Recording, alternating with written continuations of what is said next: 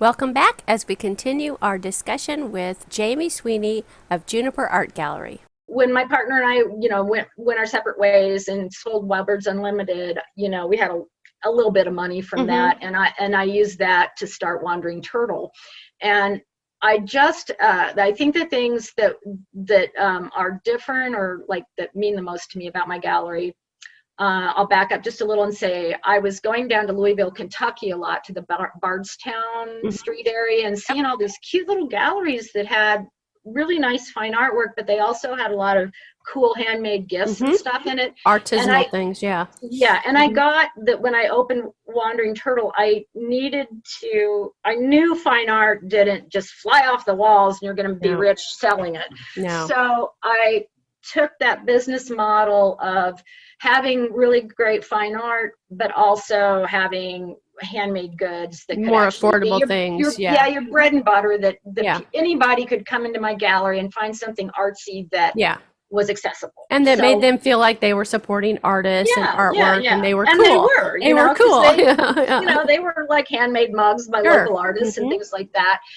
So that's kind of how I got started. And then Wandering Turtle just kept kind of growing and growing and getting better. But we always had music and art and events. And I would team up with Lotus Festival and have Lotus events there. And that was just wonderful. And I tell you, it was just devastating when the Great Recession hit in 2008, because that was like my 5-year mark, and I was just like getting over that 5-year mark, and everything was going well, and then it's like the rug got yanked. And man, back then, with the Great Recession, there was no help for small businesses. No, Indiana wasn't doing grants and stuff at that point. And, trying to get a federal grant would have been almost impossible. Well, and I'm an entrepreneur. I'm not, I'm a private business owner, and I'm not a 501c3. So that back then. Even back then, the 501c3s didn't have a lot of help. But I take your point that there are different grants for 501c3s than there are for small businesses for profit.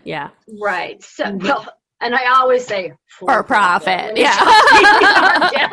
Well, listen, you would be surprised how many people I meet that think not for profit means you just don't make a profit. I'm like, that's that's just a business that's not making a profit, but a not-for-profit is a 501c3. And it's very confusing. So anyway, with the Great Recession, all the small businesses on the square in Bloomington were kind of dropping like flies. And they were all my friends in my community because we were just so tight-knit and close. And I probably held on longer than I should have because I loved it so much. But by 2011, I'm just like, the writing's on the wall. I can't afford it. And, I wasn't offered any kind of rent reduction, nothing. So my God. No, nothing, no help. It was just like, keep paying your bills or, get out. Get out. So that's what I ended up doing, was closing. And that was a really, really hard time in my life because it was just like, this is what I live to do. This is what my dream. This is my dream. How can I give up my dream? And so I was really fortunate because I was well respected in the community and seen as a good business person. Like you mentioned, I'd gotten the Small Business of the Year award. And I ended up getting several, over the next many years, great offers, directorships, mostly people calling me up and asking me if I wanted to come be this director or that director. And I worked for Sycamore Land Trust for a short time, which I loved. I love the land trust. And I worked as the executive director of the Brown County Art Guild, which was really awesome. I saw that in your bio, and I'm like, this is a story. There's a journey here. Yes. And I was so thrilled to be able to do that because I loved Brown County, and the guild needed help. They wanted me to bring it up to the, bring it into the 21st century. Because it was just like it was like stuck in 1954 when Marie Goth founded it. I mean, yeah. it needed I lot. I totally know what you're talking about. I did the same kind of work with the Hamilton County Artists Association that was started in the 50s and was stuck in the 50s, and nobody even knew it existed, you know, for the most part until, you know, 6, 7 years ago when I was on the board and, you know, started doing the exact same thing, saying, hey guys, we're in the 21st century. We need, you know, a website that actually functions. We need, right. you know, we need a contacts list where we're sending out emails all the time saying what our events are. We need promos. We need Facebook. Right. Hello, we need to be on Facebook, you know, I mean, so I know that, and that marriage of, you know, being in that art community in Brown County for you, home in a way,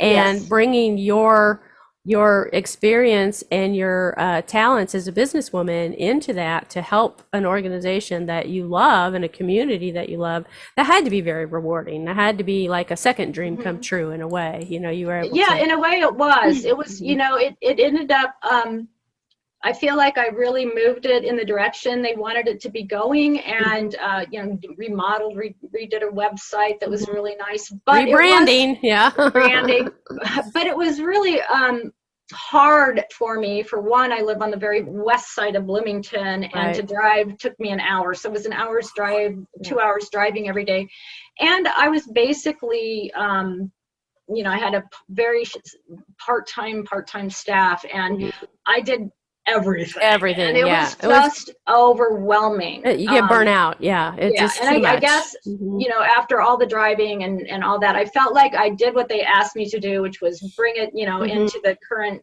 you know, state of the world, and make it a good business and get it looking right, and get it ready for other people to take on those jobs. My favorite thing about it, I have to say, was the permanent collection. They had a wonderful collection and a vault full of the, you know, 18th, 19th century, well, 20th century rather, of art from many of the founders of the colony. So that was really neat. I love the museum aspect of it, and I just enjoyed it very much. But it became like, okay, this is, you know, for the pay and everything, it's a little bit overwhelming to be doing this much work. And at the time, my mother was in hospice, and I was living with her, taking care of her. So I decided to quit and come back to Bloomington, which I did. And I had a couple other jobs so this is like, we're talking about my journey. It was, you know, I worked for a short time for Arrington Agency on Aging because I had cared for my elderly father when he was sick and dying. I cared for my mother until she was gone. And I just had such compassion for elders. So I decided to work for them for a short time. You know, I loved working with elders, but again, it's not my passion. Exactly. My passion is art. Although I did, my job was the director of their activity center. So I brought all sorts of arts activities to that center, which was, I feel really good about that. I had art classes and things. So that, and the elders just loved it, the people that came. Well, you and I spoke before we started the recording about how we both think of art as therapy. You know, and I feel like your journey mirrors a lot of the things that I've experienced, maybe not one-on-one exactly, but I also, the stuff I was doing for Hamilton County Artists Association, I did that stuff through the illnesses and deaths of both my parents. And unfortunately, a lot of people in the organization just expected me to do everything that, you know, no matter what was going on in my life. And that does get overwhelming. And then to be able to then go into a situation where you can bring your creativity to people who are elderly like your parents were, I mean, that had to be very rewarding and very healing. I mean, I feel like that's part of the journey that was very healing for you after kind of some of the sadness of, you know, closing your gallery, losing your parents. You're so correct. Yes. Working so hard on that, the Brown County stuff, and having to walk away from that knowing that it wasn't quite right for you. And then to have that healing experience of working with the elders and having the artwork go into their community that way, that you created that for them. I feel like that's such a wonderful part of your story to get to you to the Juniper Art Gallery. And we're almost there. But I feel like it's step by step by step for me, and I don't want to really leave anything out. And I've only got one more step before I go to Juniper. That's fine. And that was after I left the Area 10 Agency on Aging. I went to work for Bloom Magazine, which is just a wonderful magazine here in Bloomington. Yep. And I was their associate. It's got a great name, that's for sure. Yeah. I was the associate publisher, and so I basically sold ads and kind of helped with the creation of how the magazine looked, and came up with lots of new creative ideas for ads and their own in-house ads. And I felt like I really contributed to that magazine, and I just love Malcolm Abrams, who's the publisher and editor. And something about those 2 years I spent there just made me such a better business person. I mean, like step by step by step through these different jobs, I learned something really important from each of them. And Bloom really served to see as such a small step, putting together such a great magazine. I just learned a lot from that. And there came a time when I just thought, I'm ready. I'm ready to do it. Take all this that I've learned, all this that I've So 2 years into Bloom, I went to Malcolm, and he said, "Oh no," he could see the look on my face. Don't leave me. And I was like, "Malcolm, I gotta go art gallery." And he had met me and knew me through one so he was like, "I knew you would one day want to do that again." So, and he's been such a support. That's great. Stay tuned for the rest of our interview with Jaime Sweany of Juniper Art Gallery.